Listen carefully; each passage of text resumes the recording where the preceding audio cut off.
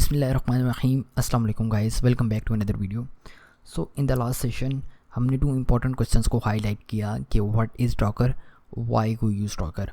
What is Docker के ऊपर तो हमने बात नहीं की, अलबत्ता वाई गो यूज़ डॉकर इसके ऊपर हमने तफसील से बात की कि आप एक लेट्स सपोज एक एप्लीकेशन डेवलप करते हैं, उसके अंदर रिक्वायर्ड लाइब्रेरीज हैं, डिपेंडेंसीज हैं, तो उनके बारे में आपको परेशान होने की ज़रूरत नहीं है क्योंकि ये वाला काम डॉकर आपको ईजीली हैंडल करके देते हैं।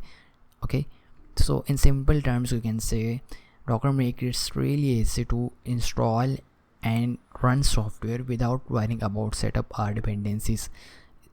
इस डेफिनेशन के ऊपर हमने लास्ट वीडियो के अंदर तफसील से बात की। इस वीडियो के अंदर मैं इसको एक्सप्लेन करने नहीं चाह रहा। अगर आपने वो वाला वीडियो नहीं देखा तो काइंडली वो वाला वीडियो देख लें। ओके, मुमकिन है आपने किसी ब्लॉग के अंदर, किसी आर्टिकल के अंदर या फिर किसी इंसान से सुना हो कि मैंने डॉकर को अपने प्रोजेक्ट के अंदर यूज़ किया है। बट व्हेन समवन सेज कि मैंने डॉकर को अपने प्रोजेक्ट के अंदर यूज़ किया है, then might be he is referring about Docker client और डॉकर सर्वर या डॉकर इमेज या डॉकर कंपोज, डॉकर हब या डॉकर मशीन। मतलब ये सब चीज़ें जो पीसेस ऑफ सॉफ्टवेयर और टूल्स ये मिल के इकोसिस्टम बना रहे होते हैं डॉकर का। ओके, हम तफसील से इनके ऊपर इंडिविजुअली बात करेंगे कि what is Docker client, what is Docker server, what is Docker hub, what is Docker compose. मतलब सबके ऊपर हम तफसील से बात करेंगे in the coming lectures. But in today's video हम ये जानने की कोशिश करेंगे कि डॉकर इकोसिस्टम क्या है। Okay, Docker client, Docker server, Docker image, ये सब इंडिविजुअली मिलके एक पूरा इकोसिस्टम बना रहे होते हैं। You can say pieces of software या टूल्स जो मिलके पूरा डॉकर इकोसिस्टम बना रहे हैं।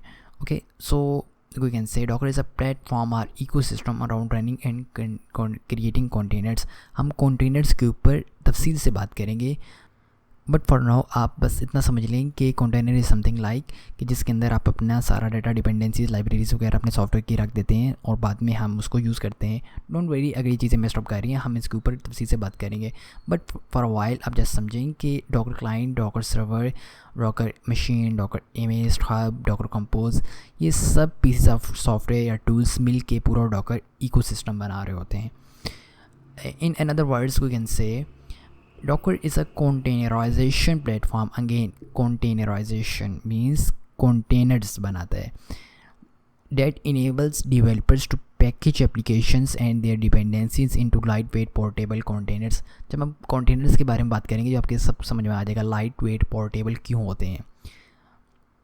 But before to understand Docker, हम कुछ चीज़ों के बारे में बात करते हैं कि ट्रेडिशनल वे के अंदर हम डिप्लॉयमेंट किस तरह करते थे, विजुअलाइजेशन फिर का कॉन्सेप्ट क्यों आया, हमें क्यों उसकी ज़रूरत पेश आई, और फिर अब हम डॉकर कंटेनर्स के अंदर या डॉकर की तरफ क्यों आए। फर्स्ट ऑफ ऑल डिप्लॉयमेंट, मैंने लफ्ज़ अभी लिया deployment in easy words you can say कि आपने एक एप्लीकेशन बनाई, एक सॉफ्टवेयर बनाया किसी भी प्रोग्रामिंग लैंग्वेज के ऊपर। अब वो सॉफ्टवेयर तो आपने अपनी मशीन, अपने लैपटॉप के अंदर बनाया, अब क्लाइंट को भी तो वो वाला सॉफ्टवेयर आपने बेचना है, सेल करना है या उसकी मशीन के ऊपर भी चलाना है। तो आप क्या करते हो, अगर क्लाइंट की मशीन में जाके उसको इंस्टॉल करते हो, हम इंस्टॉल करना नहीं कहते हैं इन कंप्यूटर साइंस से, हमने उस सॉफ्टवेयर को डिप्लॉय किया क्लाइंट की मशीन के अंदर। Okay, first of all traditional way होता क्या था, ट्रेडिशनल डिप्लॉयमेंट मीन्स सबसे पहले हम डिप्लॉयमेंट किस तरह करते थे। होता क्या था कि एक हमारे पास हार्डवेयर है, हार्डवेयर यही कि CPU, RAM, hard disk. Okay, उसके ऊपर हम अपना कोई सा भी ऑपरेटिंग सिस्टम इंस्टॉल करते हैं, like Windows 7, Windows 10, Ubuntu, Linux, कुछ भी, और उसके ऊपर हमारी एप्लीकेशंस चल रही होती थी। अब इस कॉन्सेप्ट से हम वर्चुअलाइजेशन की तरफ आए, but the thing is before moving on virtualization हम समझते हैं कि हमें यहाँ पे मसला क्या पेश आ रहा था कि हम वर्चुअलाइजेशन की तरफ गए। देखें, आपके पास हार्डवेयर है, उसके ऊपर एक ऑपरेटिंग सिस्टम चल रहा है, उसके ऊपर आपकी कई एप्लीकेशन चल रही हैं, लाइक गूगल क्रोम चल रहा है, VLC मीडिया प्लेयर चल रहा है, कुछ भी चल रहा है, लॉट ऑफ एप्लीकेशंस। इनमें मसला ये आ रहा था कि एक हार्डवेयर के ऊपर एक ही एप्लीकेशन आप रन कर सकते हैं। एक एप्लीकेशन से मुराद कि आपने जो सॉफ्टवेयर इंस्टॉल किया वो एक क्लाइंट की मशीन के अंदर एक ही मरतबा इंस्टॉल हो सकते हैं। ओके, ऐसा नहीं हो सकता कि वो वाला सॉफ्टवेयर जो आपने बनाया, जो आप क्लाइंट की मशीन के अंदर डिप्लॉय करने जा रहे हैं या आपने डिप्लॉय किया, वो मल्टीपल टाइम्स रन हो सके। ओके, मतलब एक एप्लीकेशन जो आपने बनाई वो सिंगल टाइम ही क्लाइंट की मशीन के अंदर रन होती है या जहाँ पे भी आपने डिप्लॉय किया। यहाँ से सिर्फ ये मसला पेश आ रहा था कि अब हमने सोचा कि अब लेट्स सपोज वो वाली एप्लीकेशन लाइक 1 GB रैम ले रही है और 2 GB वो हार्ड डिस्क स्पेस ले रही है, और जो हार्ड डिस्क लगी हुई है वो 10 GB की है और जो रैम है वो 4 GB की है। तो हमारा जो 3 GB रैम थी और जो rest of 8 GB hard disk थी वो तकरीबन ज़ाया हो रही थी। तो यहाँ पे हमें फिर वर्चुअलाइजेशन की ज़रूरत पेश आई कि क्यों ना हमारे पास जो एक्स्ट्रा 8 GB है और कुछ रैम है हम इसको भी यूज़ कर सकें ताकि हम अपनी मल्टीपल एप्लीकेशंस को होस्ट कर सकें। सो इस वजह से हमने क्या किया कि मूव ऑन किया from traditional deployment to virtualisation.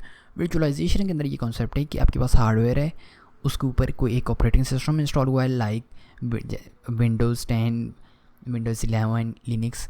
उसके ऊपर एक हाइपरवाइज़र यू कैन से एक मिडलवेयर है कि जो एक ब्रिज कह लें आप, मिडलवेयर को भी छोड़ें, एक ब्रिज है कि जो आपको इनेबल करती है कि आप अपने ऑपरेटिंग सिस्टम लाइक अगर विंडो 10 चल रही है तो उस विंडो 10 के ऊपर और ऑपरेटिंग सिस्टम इंस्टॉल कर सके, चाहे फिर वो आप विंडोज़ करें, लिनक्स करें, कुछ भी करें। Okay, so hardware then operating system then hypervisor which acts like a bridge.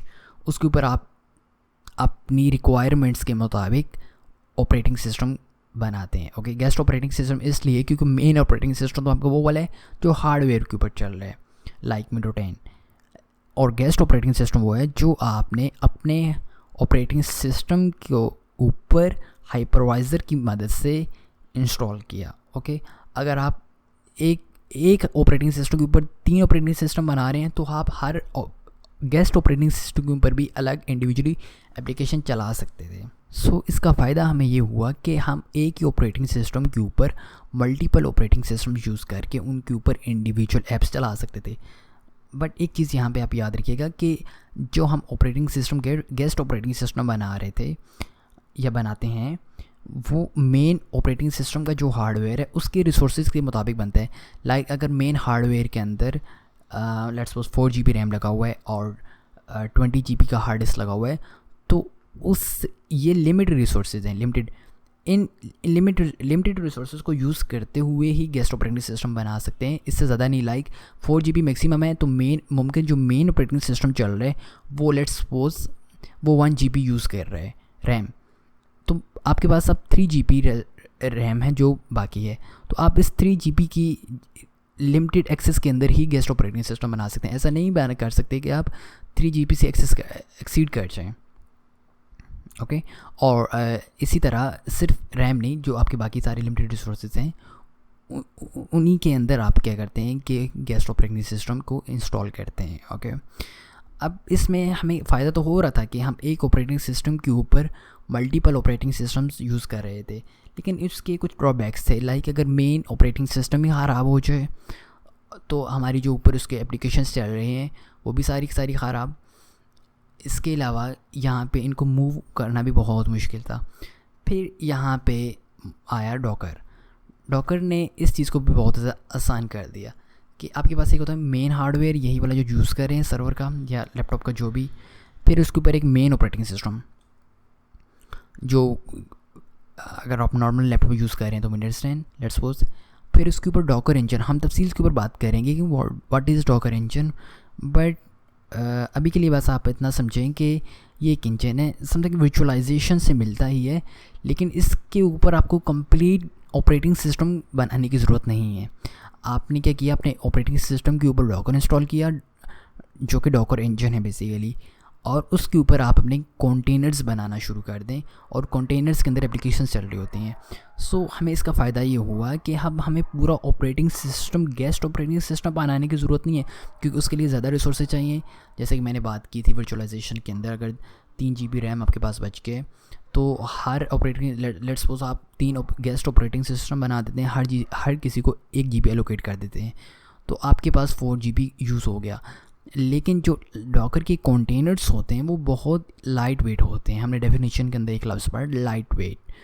So Docker का सबसे बड़ा फ़ायदा ही यही है कि आपको पूरा ऑपरेटिंग सिस्टम इंस्टॉल करने की ज़रूरत नहीं है। आप बस वो वाली चीज़ें इंस्टॉल करें कि जो डिपेंडेंसीज़ हैं या जो उस एप्लीकेशन को चलाने के लिए रिक्वायर्ड लाइब्रेरीज़ हैं उनको इंस्टॉल करें अपने कंटेनर के अंदर, और फिर वो वाला कंटेनर आप अपनी मशीन के अंदर यूज़ करें या फिर कहीं भी क्लाइंट की मशीन के अंदर या सर्वर पे या क्लाउड पे जहाँ भी आपने डिप्लॉय करना उसको करें।